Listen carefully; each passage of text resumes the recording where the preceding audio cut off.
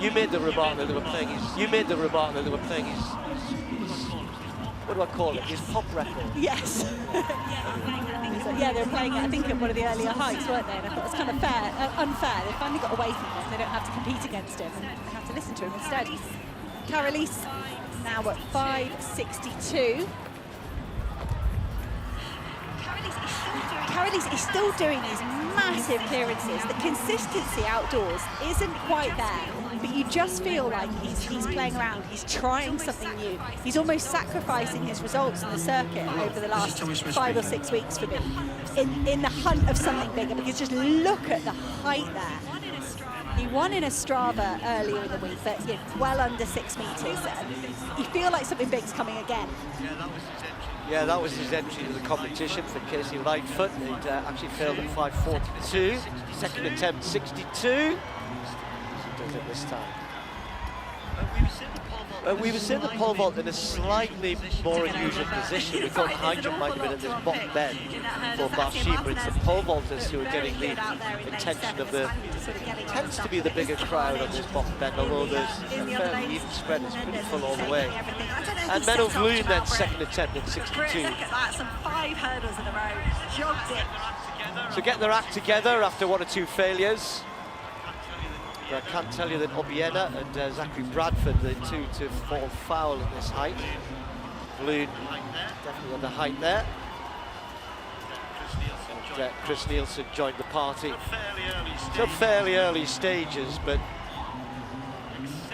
with the exception of Corrales, kind of the rest of the guys, as soon as it goes up 72, 82, they'll start to get sorted out a little bit, you suspect. It's a bit warmer here though than it was in Oslo the other night. It is, but I feel like they're struggling with the conditions slightly, these guys. They're looking a bit uncomfortable, they're waiting a long time to jump, and here goes Sondre Thomsen for a 3rd attempt at 5.62. And he gets it this time, and the emotion of them, they're so relieved to be clearing 5.62. This guy's done 6.06 this season. So I think it doesn't really matter which side of the stadium they hold the pole vault here in Doha. You're right, they have moved it to the other end of the track, but they do always have to deal with the crosswind. It's a tricky place to jump.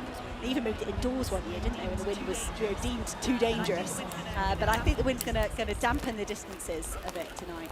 All right, next out on the track, the women's 800 metres. That's a very nice, cool warm-up area that they've been in, or the call-up area. The warm-up track is just off to our right, behind, where it is still warm, and they do get used to the conditions a little bit.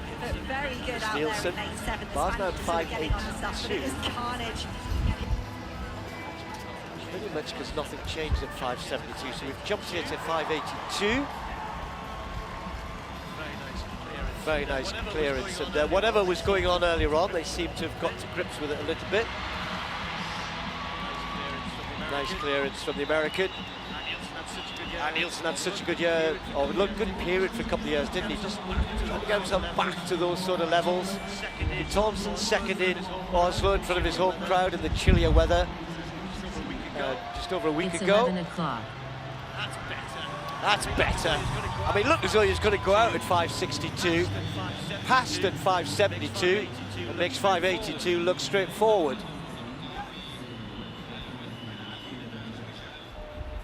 It's got a bit more rhythm there. It's got a bit more rhythm there. Look at that. That's a big clearance. He knows it as well. I think you're right, Steve. They are just starting to settle in here. Carolis goes at 5.82. He passed at 5.72. And again, nice high clearance, nothing to worry about. He looks a bit relieved with it. And Carolis, he's pushing himself with these passes as well. He knows if he wants to go up over 6 meters, he's got to arrive at that height fresh. He can only have, 3 jumps maybe in his legs and his arms and his body if he's going to get to that 6.10, to that 6.20.